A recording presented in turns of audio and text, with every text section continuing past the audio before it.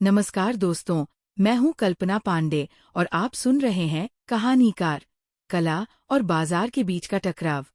आज की ये चर्चा आधारित है सत्यजीत रे की लघु कथा गल्पो बोलिए तारिणी खुरों पर, जिस पर आधारित है आनंद महादेवन की फिल्म द स्टोरी टेलर।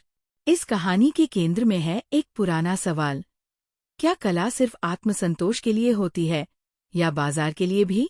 क्या रचनात्मकता का मूल्य पैसों से तय किया जा सकता है? और सबसे अहम बात, कला को किसका सहारा चाहिए, संवेदनशीलता का या पूंजीवाद का? चलिए, आज हम इन सवालों के जवाब खोजने की कोशिश करते हैं इस बेहतरीन कहानी और फिल्म के जरिए। पहला भाग, कहानी की बुनियाद। ये कहानी हमें दो बेहद अलग दुनिया में ले जाती है।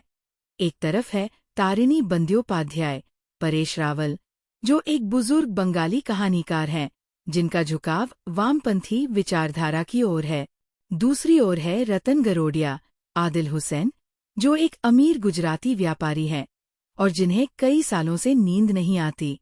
रतन अपनी बीमारी के इलाज के लिए तारिणी को अपने घर बुलाते हैं। उद्देश्य सिर्फ इतना सा है कि तारिणी उनकी नींद लाने के लिए रोज नई नई कहानियां सुनाए। लेकिन असली खेल तब शुरू होता है जब रतन खुद को इन कहानियों का मालिक समझने लगता है।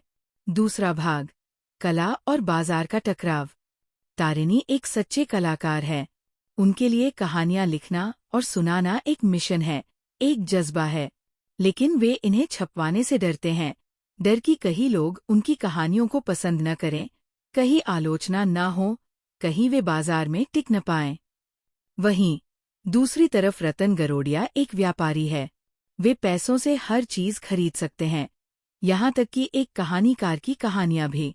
वे तारिणी की मौखिक कहानियों को अपनी कहानियां बताकर एक नई पहचान बनाना चाहते हैं।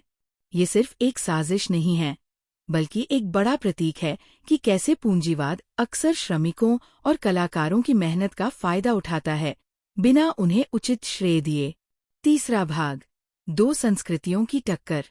फिल्म में कोलकाता और अहमदाबाद, दो अलग अलग संस्कृतियां दिखाई गई है। कोलकाता में जीवन धीमा है, यहाँ कहानी सुनाना एक परंपरा है। लेकिन अहमदाबाद का माहौल एक ठंडे, गणितीय बाजार जैसा है, जहाँ कला सिर्फ एक संपत्ति बनकर रह जाती है। रतन गरोडिया का विशाल, महंगा घर भले ही दिखने में भव्य हो, लेकिन उसमें आत्मा नहीं है। वह घर किताबों और चित्रों से सजा हुआ है, लेकिन उनमें से कोई भी पढ़ा या महसूस नहीं किया गया।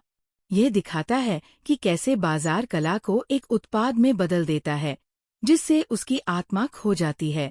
चौथा भाग, नैतिकता और पूंजीवाद की दुविधा। इस कहानी में एक बिल्ले का जिक्र है। ये बिल्ली प्रतीक है इंसानी स्वभाव का।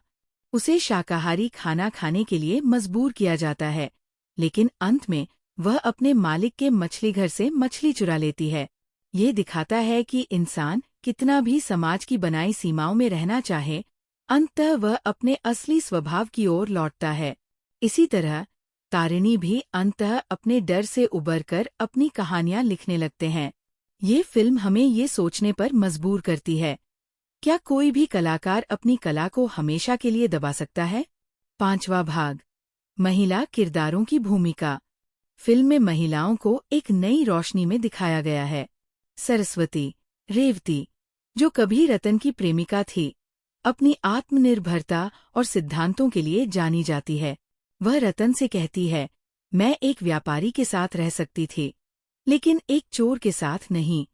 सुजी, तनिष्ठा चटर्जी, जो एक लाइब्रेरियन है, भी एक स्वतंत्र और आत्मनिर्भर महिला के रूप में सामने आती है।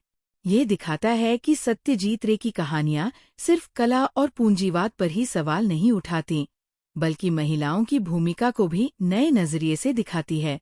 छठा भाग, निष्कर्ष और संदेश। फिल्म हमें ये संदेश देती है कि कला को बचाने का एक ही तरीका है, उसे अपनाना, उसे महसूस करना और सबसे बढ़कर उसे सच्चाई से जीना। तारिणी बंद्योपाध्याय अपने डर को पीछे छोड़कर अंततः लिखने लगते हैं। वे साबित करते हैं कि असली कहानीकार वही होता है जो अपनी कहानियों पर मालिकाना हक नहीं जमाता, बल्कि उन्हें जीता है। फिल्म की सबसे मार्मिक पंक्ति है, कॉपी करने के लिए भी दिमाग चाहिए। यह उस दुनिया पर एक व्यंग्य है जहां मौलिकता से ज्यादा महत्व इस बात का हो गया है कि कौन सबसे तेजी से किसी और की मेहनत का फायदा उठा सकता है। अंतिम संदेश। आज के दौर में जहां हर चीज व्यापार बन गई है, वहां कला की आत्मा को बचाने की जिम्मेदारी हम सबकी है। तो दोस्तों, अगली बार जब आप कोई किताब पढ़े, कोई फिल्म देखें या कोई कहानी सुने, तो जरा रुकिए और सोचिए, क्या ये सिर्फ मनोरंजन है या कुछ और भी? मैं कल्पना पांडे, और आप सुन रहे थे कहानीकार, कला और बाजार के बीच का टकराव। अगर आपको ये एपिसोड पसंद आया हो, तो इसे शेयर करें, सब्सक्राइब करें और अपनी राय जरूर बताएं। अगले एपिसोड में फिर मिलेंगे, एक नई सोच और एक नई कहानी के साथ। तब तक के लिए अलविदा।